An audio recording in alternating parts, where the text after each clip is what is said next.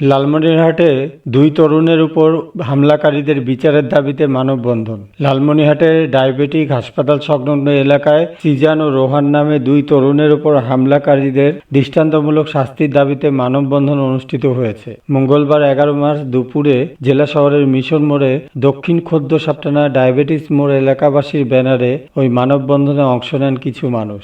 এই মানববন্ধনে সিজানের মা বিলকিস সহ বেশ কয়েকজন বক্তব্য রাখেন।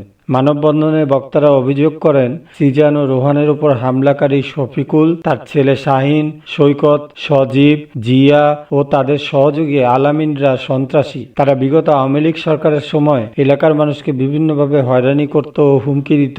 এমনকি এলাকার কিছু ব্যক্তির বিরুদ্ধে মিথ্যা মামলাও দেন তারা। সিজানের মা বিলকিস বলেন, ওরা আমার ছেলে ও তার বন্ধু রোহানের উপর হামলা চালিয়েছে। তারা এখন রংপুর মেডিকেলে চিকিৎসাধীন আছে। অপরাধীরা এখনো বাইরে ঘুরে বেড়াচ্ছে। আমি এই ঘটনার বিচার চাই। মানববন্ধনে অংশগ্রহণকারীদের দাবি, উল্লিখিত ব্যক্তিদের দৃষ্টান্তমূলক শাস্তি দিতে হবে। শফিকুলের বিচার চাই, প্রশাসন জবাব চাই।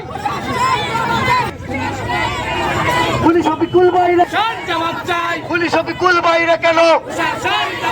দাদা ওনাকেও গ্রেফতার করেন। ওনারা এখনো বাইরে বেরোচ্ছে কেন? আজ 6 দিন হয় আমার ছেলে মৃত্যুর পথে।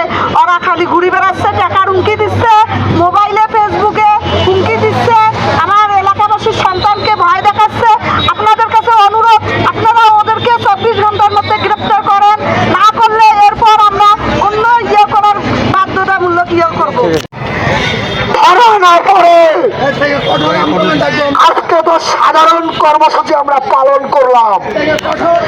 এরপরে 24 ঘন্টার মধ্যে আসামি যদি ধরা না পড়ে আমরা পুরো গ্রামবাসী ডিসি অফিস ঘেরাও করবো।